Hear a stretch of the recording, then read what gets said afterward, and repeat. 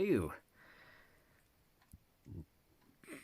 And welcome to Trust Channel. And today, oh, I'm getting a bit warm. Blimey. Hang on, hold your horses.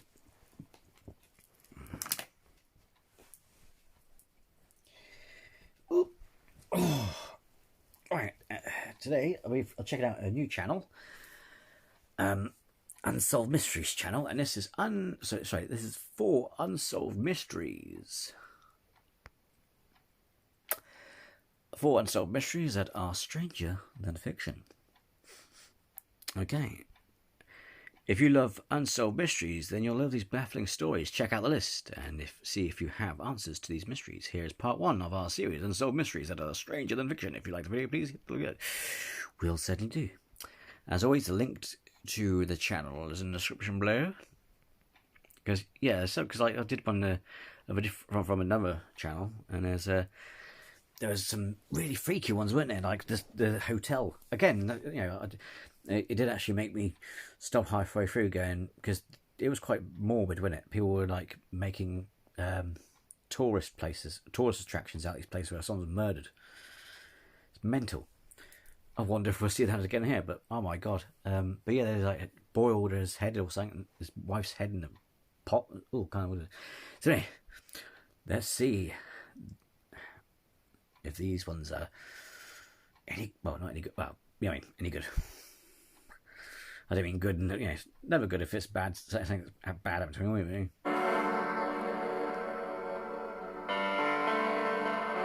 In the late 1800s, a remote area of Sweden was on the brink of fairy tale fame, little beknownst to them for being the home of the real-life Sleeping Beauty. On a little island called Ocnel, off the coast of the eastern part of Sweden, 14-year-old Carolina Olson lived with her family. Carolina had a large family consisting of her mother, father, and 5 brothers. Her family was a farming and fishing family, like many others on the island, tucked away from the rest of the world. Carolina Olson would never have become a household name if it weren't for one very, very odd occurrence that happened when she was a young girl. On a day unremarkable from the rest, Carolina would fall into a 32-year slumber, her appearance unchanging, and awake to a completely different world than she fell asleep to. Here is the real story of the Sleeping Beauty of Ocnel. What? She's in age? Like she was in like stasis or something? The story begins on the 18th of February, 1876, when Carolina was returning home to her village, crossing the ice of a frozen river when she fell. Some say she fell through the ice, nearly drowning, but being pulled to safety at the last moment, although other sources claim she tripped and hit her head, knocking a tooth loose and resulting in a toothache. Whatever the truth, she did make it home safely to the modest cottage she lived in with her family, but with a sore face and a toothache. Her father looked her over when she came over, and despite bruising and scrapes, she appeared perfectly fine. Then Carolina's toothache got worse, and she suffered from excruciating headaches, out of the ordinary for her. Her father, a local fisherman, and her mother thought it was down to witchcraft. It was 1876, superstition was high, and the village of Ocnel was quite isolated.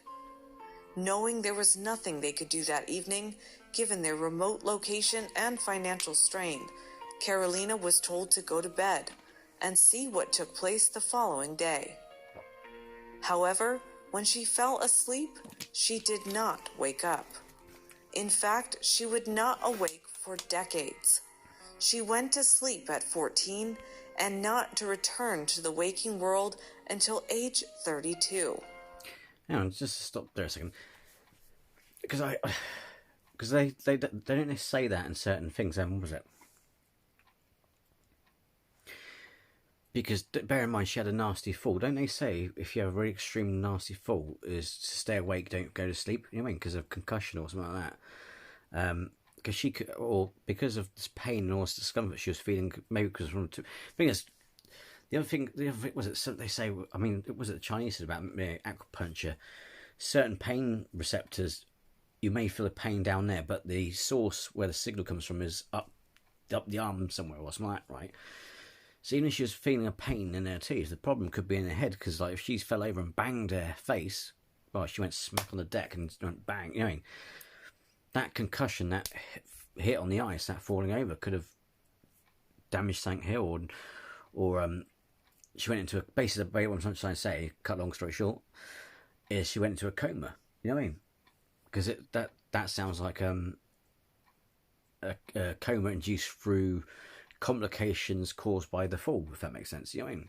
You can see what I'm getting at from that. You know what I mean? Done that, I think. So she might have been in the coma for all that time. Her parents were desperate to wake her up, but couldn't afford a doctor at the time. They tried a number of methods to bring her back to consciousness, including a hot flame across her skin and even pricking her with needles, first on her body and torture. Eventually under her fingernails. It was no use. Carolina was still fast asleep. When their daughter did not wake up after a few days and they were unable to rouse her, they sent for medical help. Imagine if she did wake up in a couple of days with the pain. It's like, why do I feel like I'm being like stung by 100 bees or something? It's like, don't know, dear. You know what I mean? In the meantime, as the days passed, they took to force-feeding their daughter 2 glasses of milk and sugar a day. And when they finally had a doctor come look at her, he would tell them that she was in some sort of coma. Although why was she in a...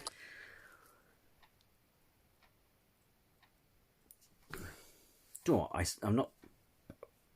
Don't take it as an ego thing. I'm not that egotistical, but I'm just saying I surprise myself sometimes. So I'm kind of looking for something.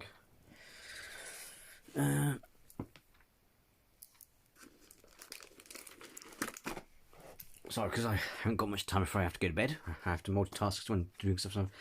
But yeah, it's like, bloody hell, coma. So actually, to be fair, it's because I picked up on hearing stuff, and they always say, you know, because I've had things where like concussion, like I had like it may not seem like a lot, but I had a big tin of syrup come off the shelf and went bang on my head. Not as much as a hammer, but it hurt. I tell you, I had a red mark on the back of my head. But my manager said, don't go to sleep don't lie down and go to sleep when you get home. Stay awake. Because with concussion, it's the worst thing you do, apparently, is go to sleep. Coma was anyone's guess. The doctor kept... Well, you can go to sleep, but not at that current moment when everything's subsided. You still go to bed at bedtime, but you know what I mean. You know this stuff. You probably heard the stuff as well, yeah.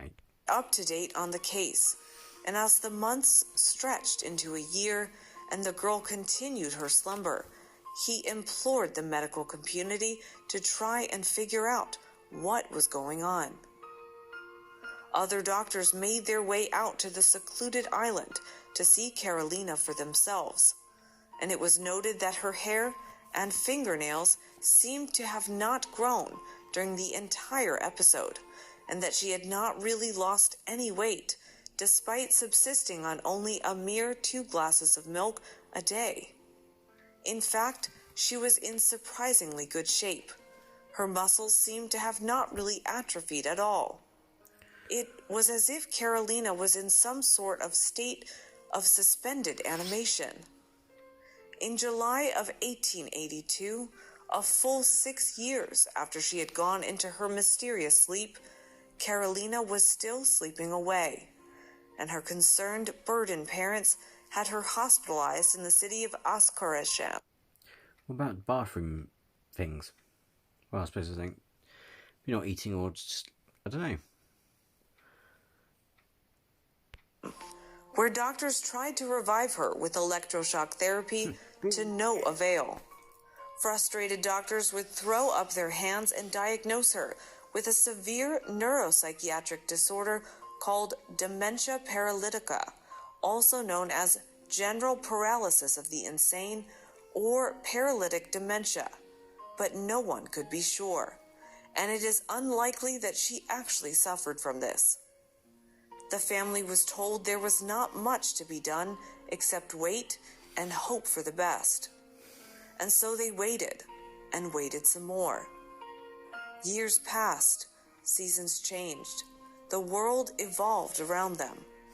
Family members passed away, and Carolina slept, occasionally moaning or tossing and turning, and even sleepwalking or mumbling in her sleep on occasion, but never fully waking up. The only time she ever showed any sort of true reaction to the outside world was when she was seen to cry when her brother passed away in 1907. Yet, she did this even as she remained in her... That's intriguing. Also, it's intriguing that she had walked around and stuff like that, because that shows that there's still some sort of function there, that her brain's still working in to a degree, you know what I mean?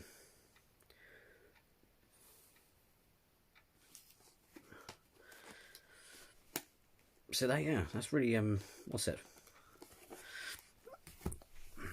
That's intriguing. And it's interesting that she was crying when her brother died. That's a really, yeah, it's weird, isn't it? It's weird stuff. Strange comatose state. Carolina's mother would also die during this ordeal, and a full-time caregiver was hired to tend to her. This maid was baffled that Carolina's hair always seemed to be clean and that it never grew, nor did her nails. She also noticed that sometimes when she left and came back, pieces of candy she had brought with her would be missing, leading her to be suspicious of the whole thing. Yet Carolina would never rouse from her sleep, no matter what anyone did. After years of this, it was also rather odd that the woman did not seem to be aging normally, looking much younger than she should have, as if her whole metabolism had been slowed down. This would continue for 32 years, until one day she just suddenly woke up. On April 3rd, 1908, Carolina suddenly and without warning sat up in bed and began crying. The maid entered the room expecting this to be just another sleepwalking episode, but was astonished to see that Carolina was alert, awake, and looking about the room in confusion. The family was immediately called to her bedside, but the young woman seemed to not recognize her now grown brothers, and was not in a state of shock and panic. Over the next few days, she did not say much, and showed an almost painful reaction to sunlight. But with some difficulty, she began speaking again. Under questioning, it was found that she had no memory of anything since falling into her long sleep, except for half-remembered dreams and nightmares. And when doctors examined her, they were puzzled that she seemed to have no negative side effects from being bedridden for decades. Although she was technically now in her late 40s, she looked more like she was in her early 20s. She was subjected to mental tests by psychiatrists and was found to have full possession of all her cognitive abilities and intelligence. Although she was having difficulty adjusting to the world that had changed so much around her. The news got out about what the media was calling the Sovereignskan pa Ocnel, or the Sleeper of Ocnel, and Carolina was soon a minor celebrity. Of course, there were skeptics.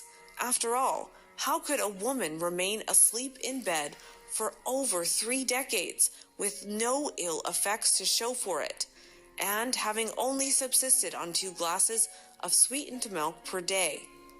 The idea was that her family had been in on it, and the whole perpetual sleep thing had been a ruse to keep her hidden away from the world. Another idea posited by the Swedish psychiatrist Harold Fraderstrom was that she had suffered some sort of deep psychosis state rather than a full hibernation. But that still didn't explain why she looked so incredibly young. Carolina would end up leading a content and normal life right up into her death in 1950 at the age of 88. always insisting that it was all true and taking any secrets she had to the grave with her. We are... Yeah, whoa. If she was alive in the 1800s, right? I mean, I'm not saying I know the 1950s. Hang on. Whoa. Hang on, I got to read what I got to do. Did she say what? Left to wonder. Death in 1950 at the age of 88.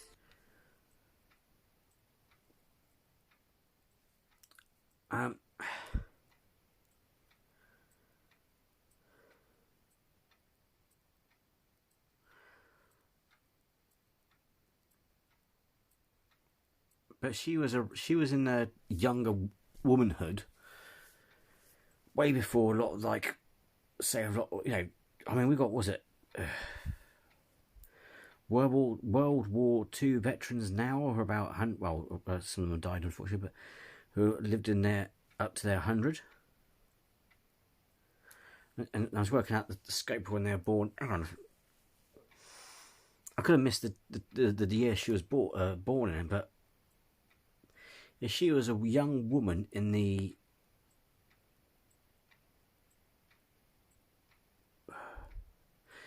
That still doesn't explain, because the thing is, she died in... It would seem normal unless... Yeah, it just sounds extraordinary, because when you think about it, you'd expect her to be dying of old age in the early 1900s, right?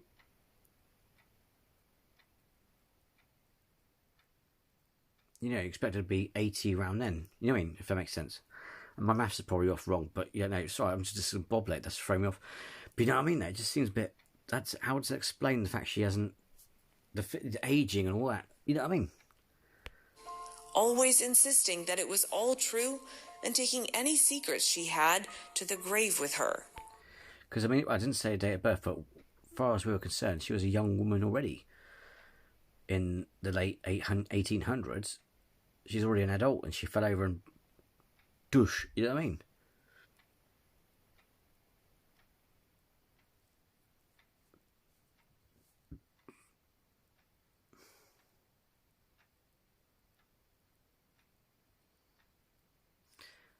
Actually, no, mind you, 3 decades. 3 decades.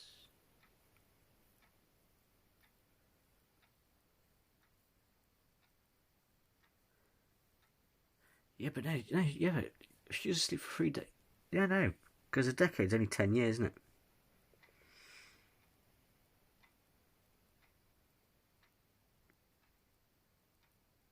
So, I don't know. My maths could be totally wrong. I haven't used maths today, just for God's sake. We are left to wonder, what happened to Carolina Olson? Interestingly, there have been other similar cases to hers, although not nearly as dramatic.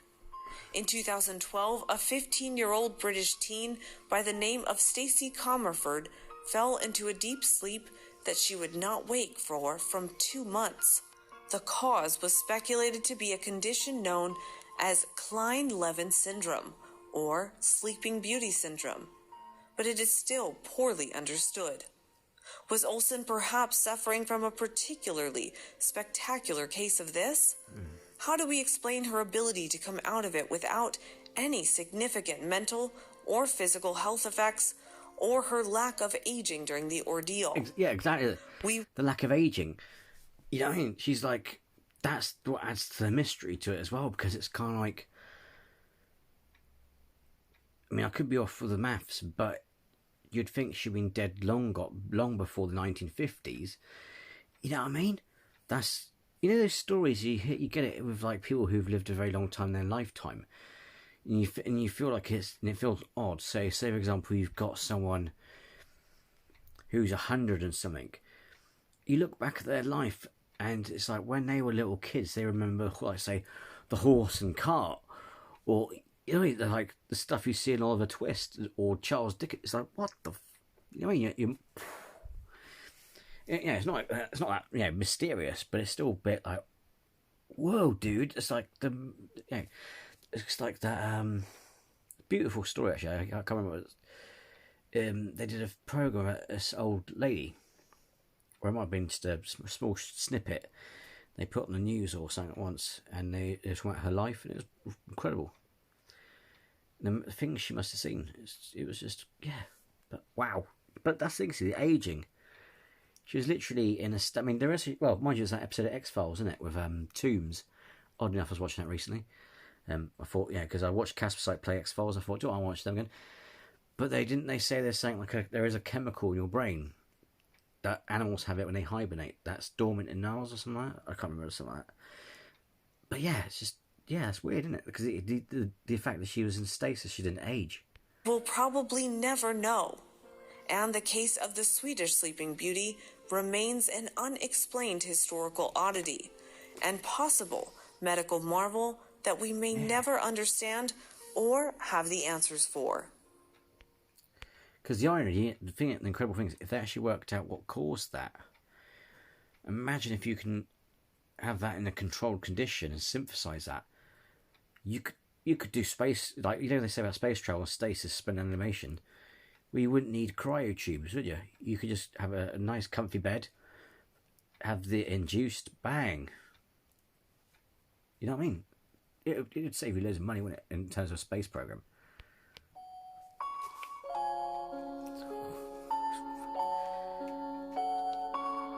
On a spring morning in 1856, Samuel Cox set out to do some hunting from his family's small house in an area known as Spruce Hollow. When he returned later, he and his wife discovered that their two sons, Joseph, age 5, and George, age 7, were missing. Mrs. Cox thought maybe the boys followed their dad hunting without him knowing and may have gotten lost in the woods.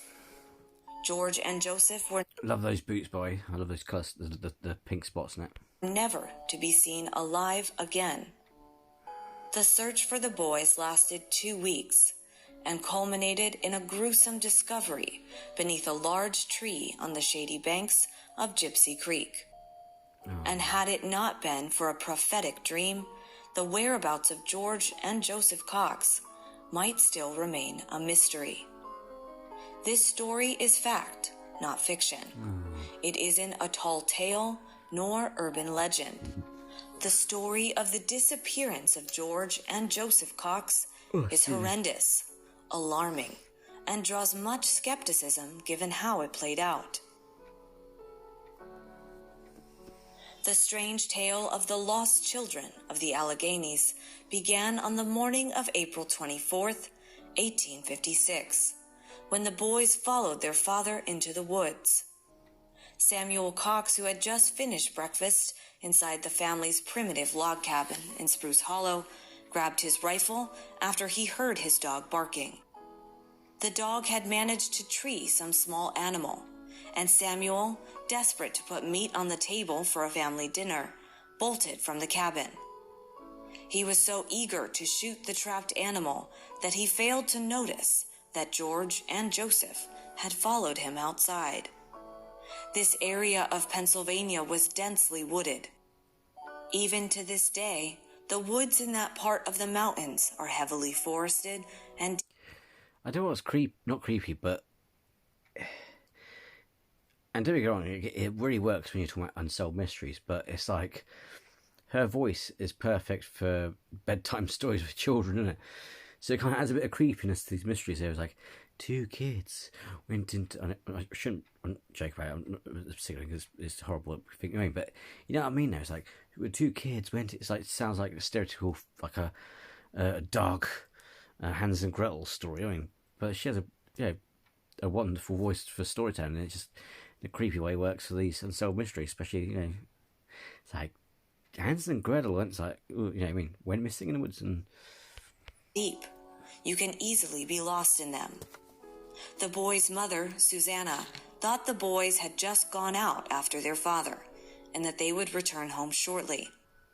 When Samuel turned up at home alone, no boys in sight, that worry and fear started to set in.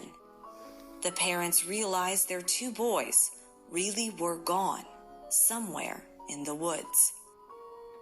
Samuel scoured the area around his house, but could not locate them. He asked neighbors in the surrounding area for help, but after a long search, no trace of them could be found. Hunters, trappers, neighbors, and everyone from far and near joined in the search. As time went on, over 100 people were involved in the search for the missing boys. Large fires were built on ridgetops in hopes that the children would see one of the fires and make their way to... Sorry, I'm doing this because it's quite funny. I took the coat off because I'm getting hot, because it's quite warm today, especially outside. During the day especially. But I'm like, I'll put this on. It's quite thick. It's really nice, this. Mum got me this. She calls me a teddy bear. It's like teddy bear jacket.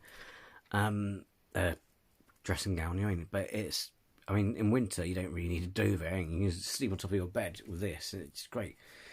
But yeah, I've put it back on because I'm feeling, you know what I mean? Unless, of course, it's ghosties making me feel cold. Do you mind? I'm doing a video.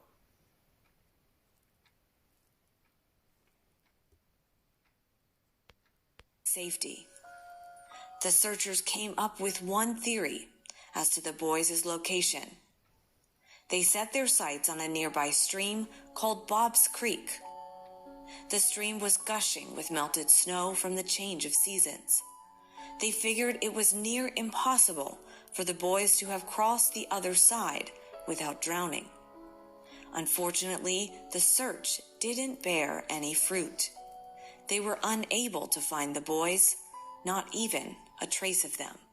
On April 26th, suspicion fell on Samuel and Susanna Cox. It was thought that they might have their children in hope of gathering donations from a sympathetic population. However, the family... What?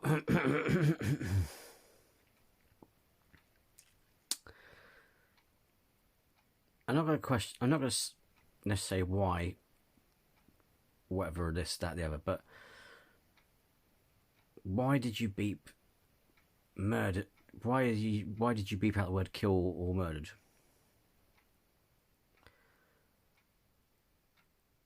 If you beep something, especially in these cases, it makes it sound even more creepy and dodgier. I don't get it. I'll probably find out. Probably because YouTube flags up keywords. I don't know. It's my first. I haven't been doing this long, you see. So, but I've watched those videos where they've mentioned those words. So why are you bleeping it out? That, you know what I mean? It's just weird. Family's cabin and garden were searched, but no bodies were found. The local lore is thick with speculation on the boys' demise. A witch from Somerset County and the Dowser were even consulted in searching for the remains. But the Dowser found nothing, and the witch, despite claiming to know the children's location, led a search team through the woods for hours without finding anything. Can I just say, though, making observation on this account, it's interesting, isn't it, that they trusted the witch. Normally you think, oh, the kid's gone missing, blame the witch, burn the witch, and that sort of thing. But it's quite interesting that some cultures trusted. I mean, witches don't exist, but the point is, it's that whole idea of the smart, wise old lady who's also makes medicine with herbs stuff, who's in the village. And, you know, the midwives would go and consult them and all this kinds of thing. You know what I mean? These sort of cultures.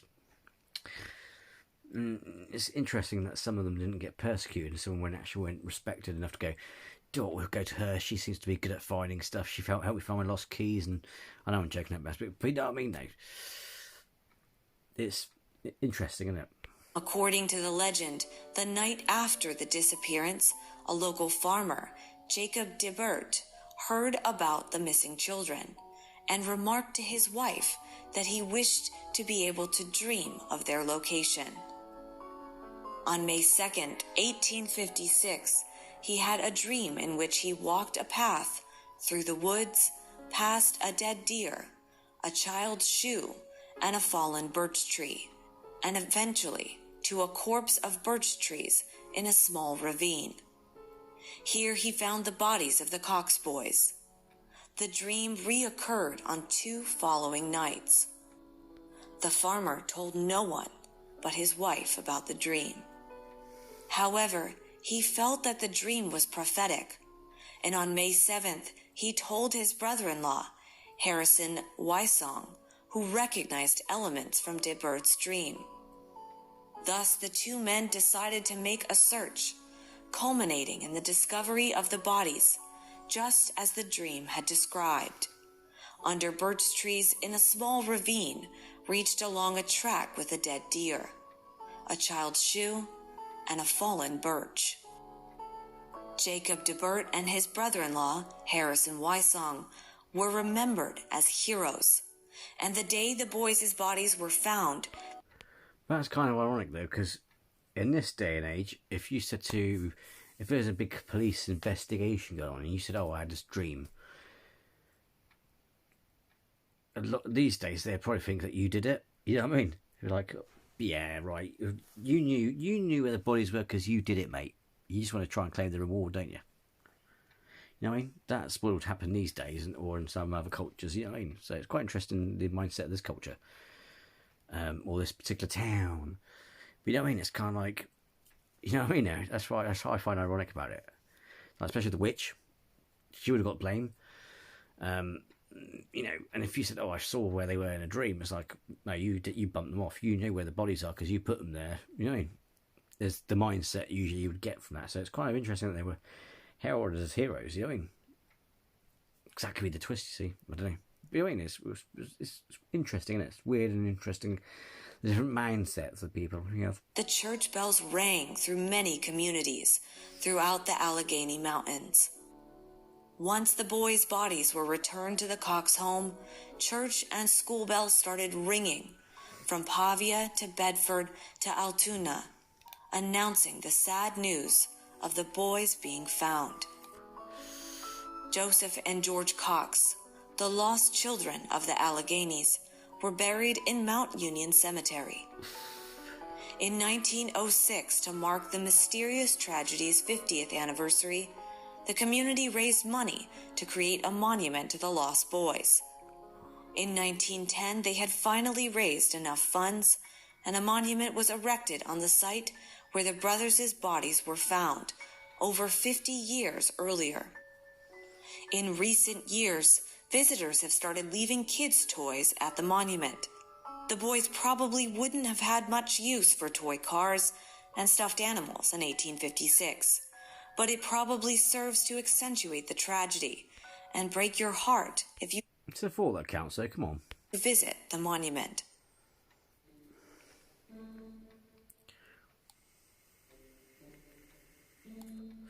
The city of Hamlin, Germany, has a long-standing summer tradition.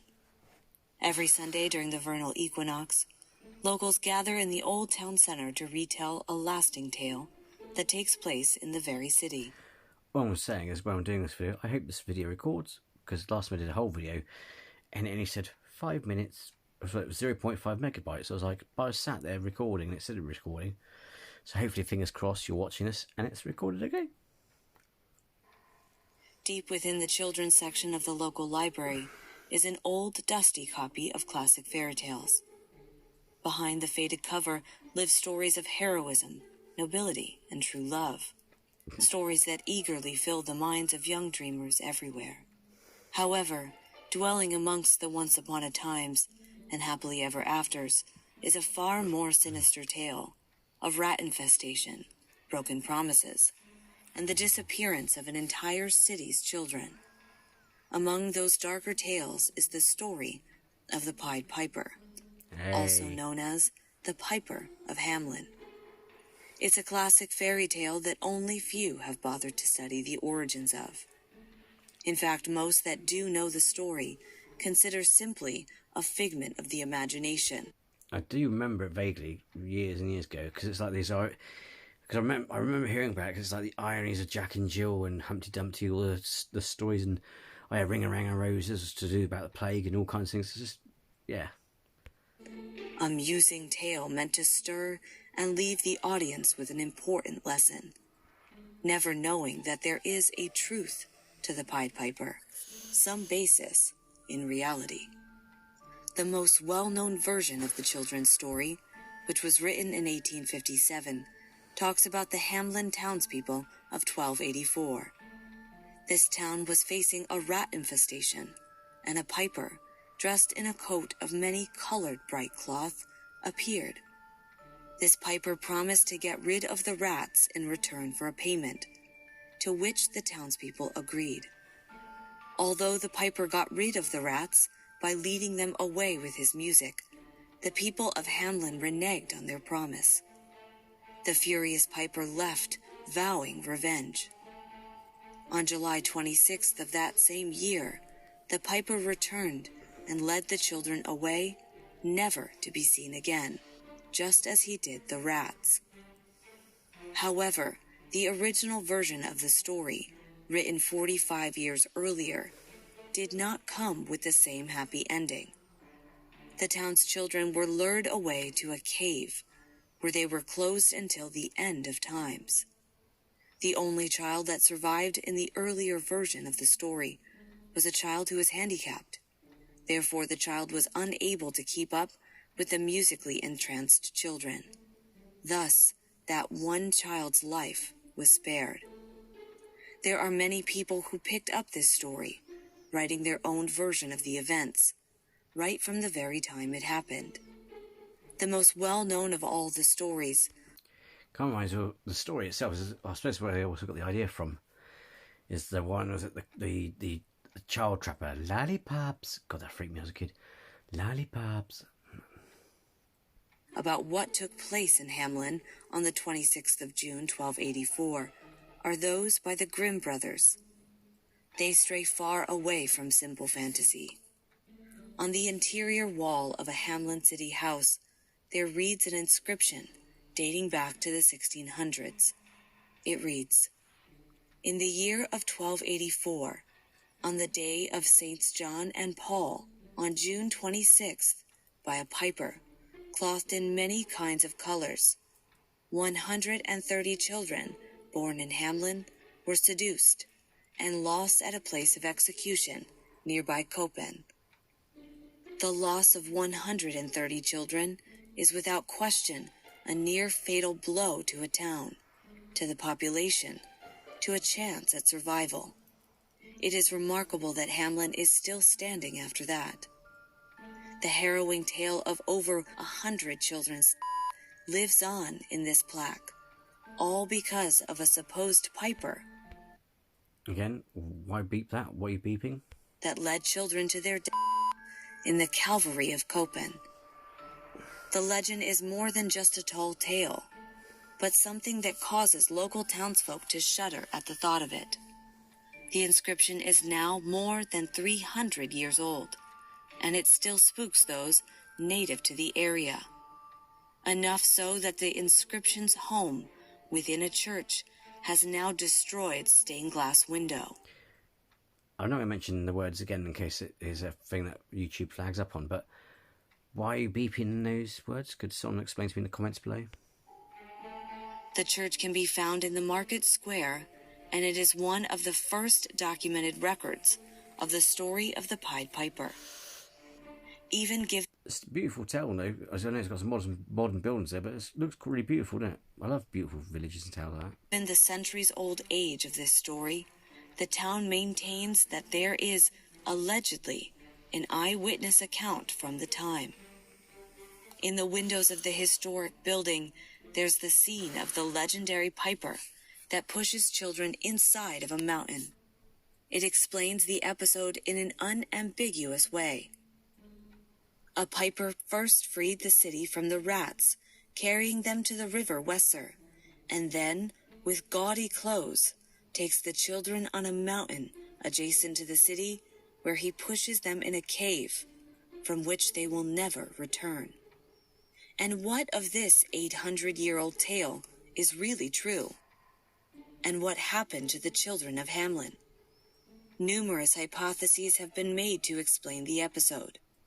Someone says that the rats never existed and were added to the story only from the 16th century.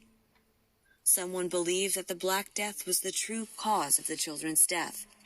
a theory largely discarded, though, because the plague didn't hit Europe until the mid-1347. So it is very unlikely that an entire city was already afflicted over 60 years earlier.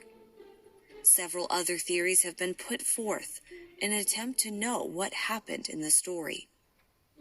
The children were taken to die in the mountains to avoid the contagion of the whole population, with the disease of Chorea Sydenham, also called the Dance of St. Vito. About this, there are references in the Chronicles of Erfurt of 1237 and in the Chronicle of Maastricht of 1278. Or the children were forced to leave the city for a new children's crusade, or for a military campaign. The Crusade of Children has been the subject of extensive debate, and seems to be the result of a misinterpretation of the Latin word puer, which is confused with the word pauper, which means poor. The military campaign, on the other hand, was very common at the time, and often involved even the youngest. It's also possible that the children were part of a migration eastward, probably to Transylvania, and maybe the colorful man with the flute was just a really convincing real estate salesman.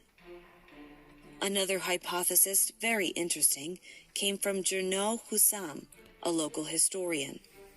The Barons Spiegelbergs, convinced Catholics, were determined to eliminate resistance to religious conversion in the area and hired a hunter with bright clothes. Had 130 children of the city of Hamlin sacrificed over a Calvary, like that of Christ, sacrificed to save the men, near the city. The ordeal could be Mount Ilth, only 15 kilometers away from the town of Hamlin, where is located the Kitchen of the Devil, a perfect place to make sacrifices of this kind, and traditionally linked to pagan rites. In fact, the hill Oberberg is described by the oral tradition of the city as a theater of rituals and demonic parties, which were accompanied by the sound of a piper who played during the ceremonies inviting young people to dance. But wouldn't there be bodies, signs of bodies? You know what I mean? Even if it's can fall out back, you know what I mean? I know it depends on the soil condition and stuff like that, but wouldn't you find some trace of stuff, you know what I mean? Of bones or, you know what I mean? Some thing, some trace in the mountains. If you've got a team out to excavate it. Today, on the Bungo-Lossenstrasse, the street where the Pied Piper house is located, where the children were supposedly last seen, music is banned as a sign of respect. But in the rest of the city, there are everywhere rat iconography. A clock tower tells the story 3 times a day. There's a Pied Piper statue, and some bars that serve typical rat's blood cocktails. Twice a day the bells played, also the Pied Piper melody. Whatever the cause of the eerie disappearance... I mean, okay, to be fair, they make gimmick things from, like, say, Sweeney Todd, but it's bizarre, isn't it? How things come a gimmick out of, you know, dark times come out of, you know. It's really bizarre, that, isn't it? 1284, the children of Hamlin are certainly not forgotten. A mystery probably bound to remain so.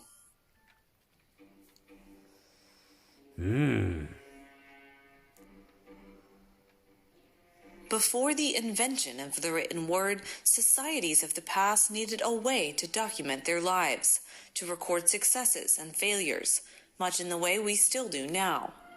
The main way these ancient communities did this was through rock carvings, drawings, and paintings.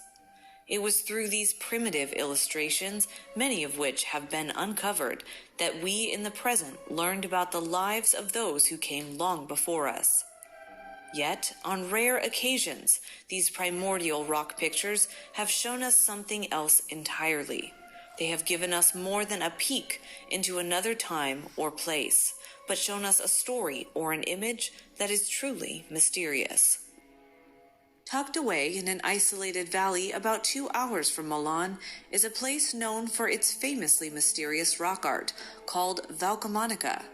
The valley in which Valcamonica is located sits within the craggy mountainous terrain of the Central Alps. It is the largest valley in the area, situated in the eastern Lombardy region, inside the Italian province of Brescia. It's a sweeping and expansive 56 miles wide, running through fields, forests, and quiet medieval villages. These villages in the quiet parts of Europe are the ones we see in the storybooks as children, those seemingly untouched by time and the modern world. Valcamonica's villages themselves have been voted some of the most beautiful in Italy many times over.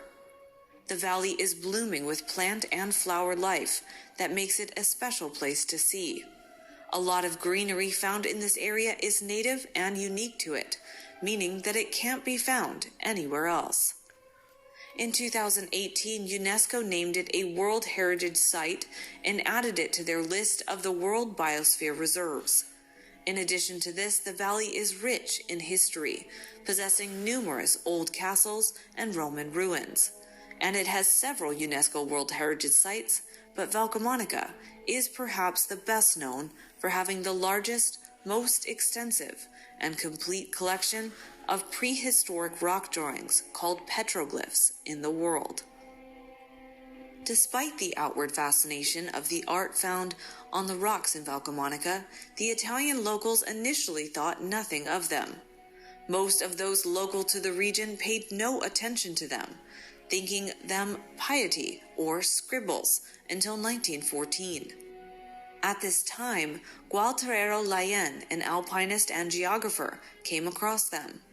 It was his discovery of the carvings that went previously unnoticed that thrust them into the international spotlight, drawing interest from scientists and anthropologists across the globe.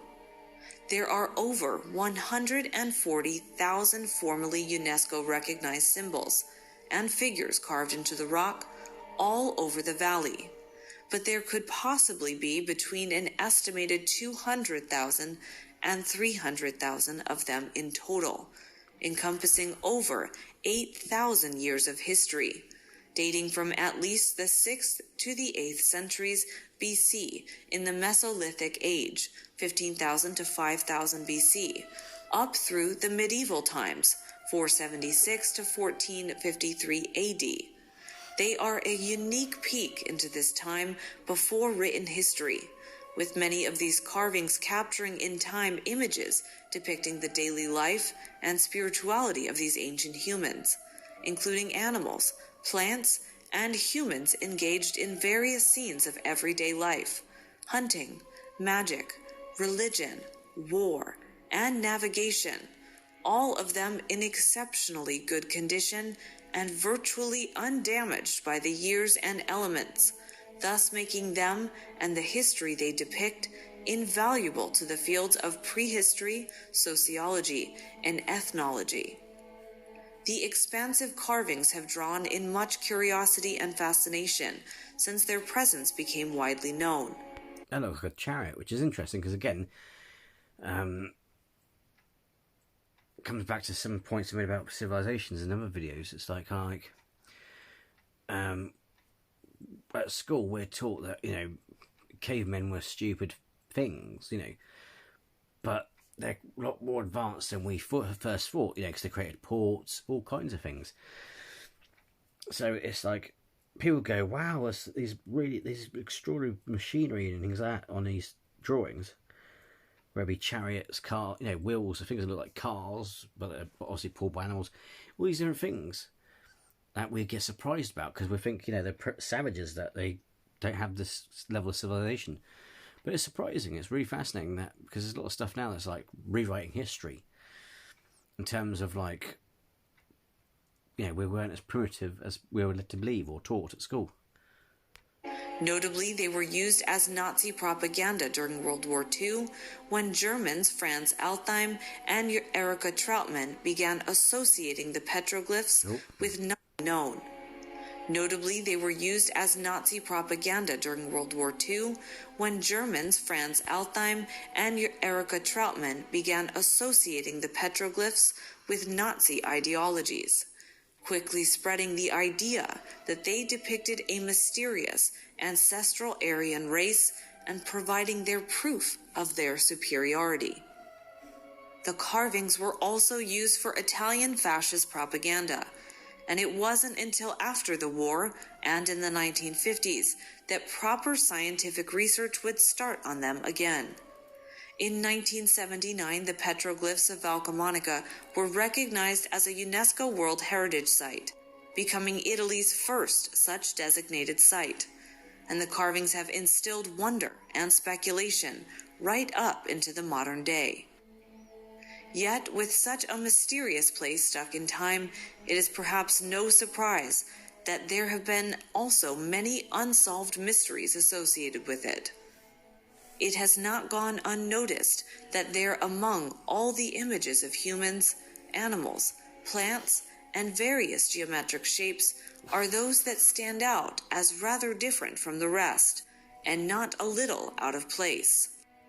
In particular, there are a few petroglyphs that show figures that are drawn in such a way as to make their heads seem too small in proportion with the rest of their bodies.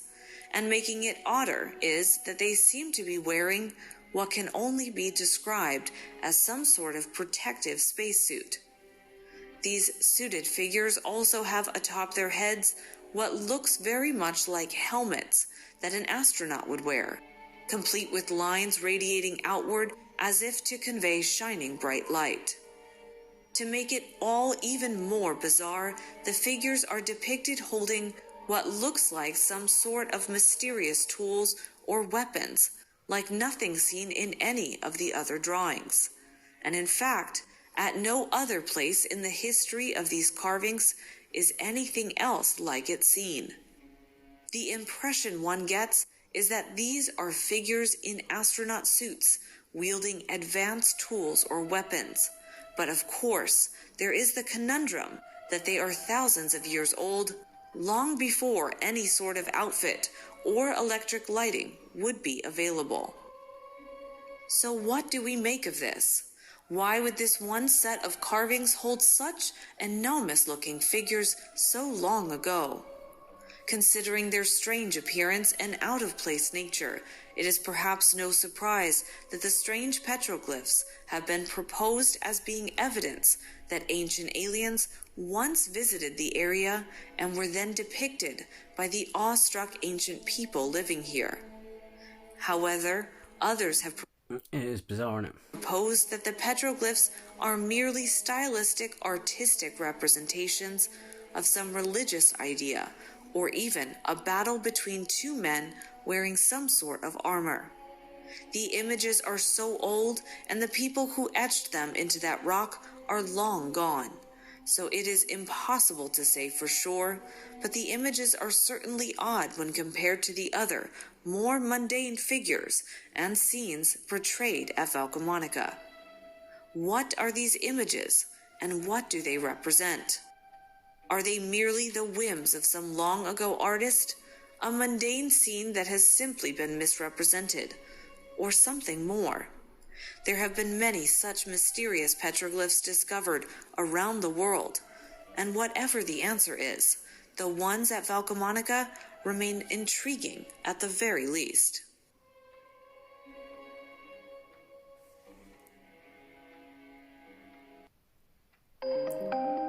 Oh. So yes, sorry, that's the next video on my watch list, but very interesting, isn't it? The drawings is fascinating. Again, it could be like, we don't know, because it could be headdress. Because it's various tribes, big, large headdresses like that. But yeah, it's really fascinating, isn't it? The one that the sleeping view one is fascinating. That's really bizarre. The fact she didn't age in that, but yeah, really good, really good. Let me know what you think about them down below in the comments. As I said before, the link to this channel is in the description below. Go over, check them out. So yes. So, thanks again for watching with me, and if you like this video, hit the like, and if you're new to the channel, please subscribe. It will be great to have you with me, and until the next video, take care, and bye-bye.